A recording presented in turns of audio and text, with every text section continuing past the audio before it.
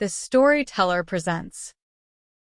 Hello listener, welcome to our channel the storyteller. आज हम कहानी के अगले भाग की शुरुआत करेंगे।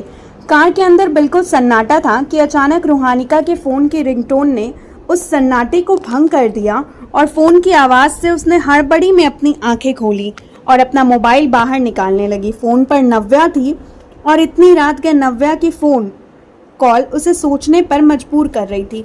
उसने एकदम से परेशान होकर कॉल रिसीव की। इससे पहले कि वो कुछ बोल पाती, नव्या की घबराई आवाज़ उसके कानों में पड़ी। रू, आई एम सॉरी, मैं तुझे इस वक्त परेशान कर रही हूँ, पर बेब इट्स अर्जेंट।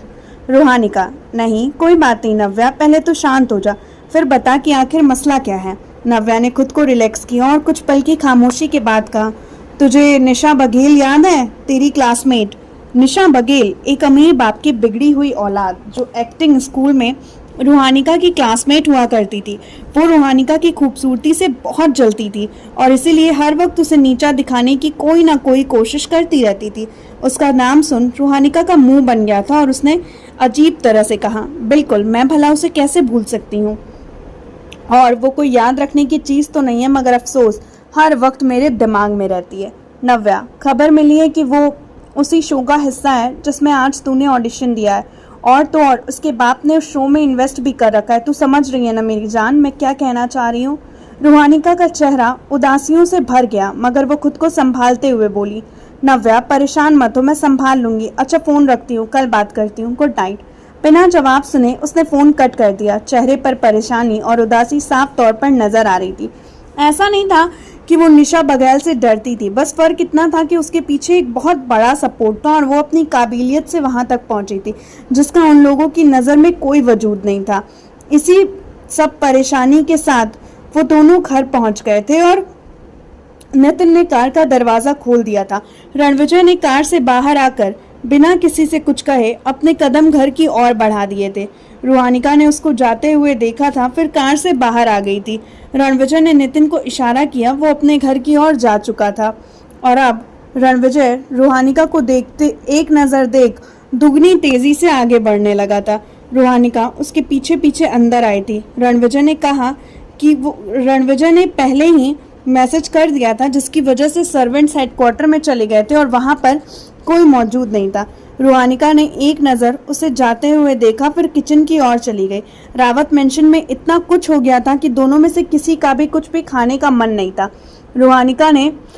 किसी ने कुछ भी खाया नहीं था। रूहानिका ने खाना गर्म किया और उसे लेकर अपने कमरे में बढ़ गई। उसने जैसे ही कमरे का दरवाज़ा खोला, उसे रणविजय कहीं नजर नहीं आया। वो समझ गई कि शायद वो बालकनी में होगा। उसने खाने की प्लेट ली और आहिस्ता से टेबल पर रख वार्डरोब से अपने कपड़े लेकर चेंज करने चली गई। वो शायद कुछ ज़्यादा सोच रहा था, इस वजह से उसे रूहानिका के आने का पता नहीं चला। रूहानिका चेंज कर बाहर आई और खाने की प्लेट लेकर बालकनी में आ गई। उसने प्लेट टेबल पर रखी और फिर उसके बगल में जाकर खड़ी हो गई। उसने कुछ नहीं कहा और चुपचाप से बगल में खड़ी खामोशी से आसमान में देखती रही। काफ़ी वक्त बाद उसकी मौजूदगी को महसूस कर रणविजय ने मुड़कर उसे देखा। रूहानिका चांद को तक रही थी और इस वक्त उसके चेहरे पर कोई खास इमोशन नहीं थे। कुछ देर उसे यूं ही देखने के बाद रणविजय ने कहा, तुम यहाँ कर क्या रही हो? उसकी आवाज़ सुनकर रूहानिका ने एकदम से पलटते हुए कहा, खाना खा लें?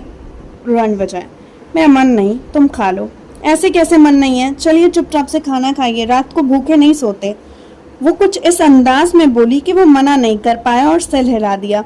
रूहानिका मुस्कुराई और उसके हाथ को पकड़कर चेयर पर लाकर बिठा दी। उसने भी उसका विरोध नहीं किया और उसके सामने जाकर बैठ गया। रूहानिका ने खाने की प्लेट को उसकी तरफ बढ़ा दिया। रणविजय ने एक नज़र खाने की प्लेट को देखा, फिर उसे देखने लगा। उसे समझ नहीं आया तो उसने पूछा, क्या आप मुझे ऐसे क्यों देख रहे हैं मिस्टर रावत? रणविजय, तुम खाना नहीं खाओगी? वो मुस्कुराई और अपने खाने की प्लेट लेकर बैठ गई। रणविजय भी मुस्कुरा दिया और दोनों साथ मिलकर खाना खाने लगे। खाना खाने के बाद रणविजय प्लेट उसको दे दिया और वो उसे लेकर नीचे चली गई। रणविजय ने उसे जाते देखा और बिस्तर पर आकर बैठ गया। 10 मिनट बाद जब वो कमरे में अंदर दाखिल होकर दरवाज़ा बंद की और आकर बिस्तर पर बैठ गए। रणविजय लेट चुका था, उसका एक हाथ उसकी आंखों पर था और वो शांत सा लेटा हुआ था। उसे देखकर अंदाज़ा लगाना मुश्किल था कि वो सो रहा था कि जाग रहा था। रूहानिका ने कुछ देर उसको देखा, फिर वो भी अपनी साइड पर जाकर लेट गई। इस वक्त उसके दिमाग में बहुत सी बातें चल रही थी, उसका मन बहुत अशांत हो रहा था। वो बार बार करवटें बदल रही थी, जो इस बात की सबूत थी कि वो बहुत ज्यादा बेचैन थी। रूहानिका अपनी जगह से उठी, 2-3 गहरी सांस ली, खुद को शांत करने की नाकाम कोशिश की और मशक्कत के बाद उसे आखिरकार वो सुकून महसूस हुआ जिसकी वो तलबगार थी, और फिर वो सो गई। अगली सुबह जब उसकी आंख खुली तो रणविजय कमरे में मौजूद नहीं था। उसे लगा वो नीचे होगा। वो जल्दी से अपनी जगह से उठकर कपड़े बदल नीचे आई और लगभग 30 मिनट बाद वो बाहर आई, नीचे की ओर बढ़ गई। जैसे ही वो नीचे आई, उसकी नज़र हॉल में बैठे रणविजय पर गई, जो नितिन के साथ किसी बात पर कोई डिस्कशन कर रहा था। उसे देखकर पता नहीं क्यों मगर उसके चेहरे पर बड़ी सी मुस्कुराहट आई और वो वहीं से उसे निहारने लगी। अभी वो उसे निहार रही थी कि उसका फोन बज उठा। वो एकदम से अपने होशो आवाज में वापस आई और मोबाइल देखने लगी। उस पर ध्वनि का नाम चमक रहा था। उसे इस बात पर कोई हैरानी नहीं हुई। वो जानती थी कि अब तक ध्वनि तक भी सारी बात पहुंच चुकी होगी। रूहानिका ने कॉल रिसीव करते हुए कुछ कहना चाहा, जब उसकी जल्दबाजी से भरी आवाज उसके कानों में सुनाई दी। रू मेरी जान, जहां भी है जल्दी से शूटिंग लोकेशन पर पहुंच जाए, यहाँ बहुत बड़ा मसला हो गया है। रूहानिका कुछ कहती फोन कट गया। रूहानिका के चेहरे पर गुस्से की लकीरें आ गई। वो सब कुछ बर्दाश्त कर सकती थी मगर अपने करियर पर एक आंच उसे सहन नहीं होती थी। जहां तक पहुंचने के लिए उसने इतनी मशक्कत की थी, कोई भी ऐरा गैरा आकर कैसे उसे खत्म कर सकता था। वो जानती थी कि उसने बहुत मेहनत की है, क्या खोया है क्या पाया है, तब जाकर उसे इस मुकाम पर अपना नाम बनाने का मौका मिला। और सिर्फ चुनिंदा लोगों की वजह से वो अपना मौका नहीं जाने देगी। उसे कुछ भी क्यों ना करना पड़े वो करेगी, मगर इस बार वो नहीं झुकेगी। उसने खुद को शांत किया और जल्दी से नीचे आई। जब तक रणविजय की नज़र उस पर गई और उसे यूं हड़बड़ाता बड़बड़ाता देख उसने पूछा, क्या इतनी जल्दबाजी में कहाँ जा रही हो और क्या बड़बड़ा रही हो? उसने कुछ पल उसे देखा और हिचकिचा कर कहा, मुझे अभी शूटिंग लोकेशन के लिए निकलना होगा, ज़रूरी है। टाइम देखते हुए रणविजय ने कहा, मगर अभी तो वक्त नहीं है ना, तो तुम कुछ देर रुक जाओ। इतनी जल्दी जाकर क्या करोगी? कुछ खा लो, इस तरह जाना सही नहीं। अपने फेशियल एक्सप्रेशन को मुश्किल से नॉर्मल रखते हुए उसने जवाब दिया था, नहीं कुछ नहीं हुआ है, मैं शूटिंग टाइम से थोड़ी जल्दी हो गई है, तो क्या मैं जा सकती हूँ? प्लीज़ मुझे जाने दें। और मुझे समझ नहीं आ रहा मैं कैसे समझाऊँ, बस मुझे निकलना है। रणविजय ने उसे देखा और वो समझ गया कि शायद वो कुछ परेशान है। वो इस तरह से जवाब दे रही थी कि किसी को भी उसकी परेशानी साफ तौर पर महसूस हो सकती थी। आफ्टर ऑल रूहानिका ने जो कुछ भी कहा था उसमें कुछ भी क्लियर नहीं था।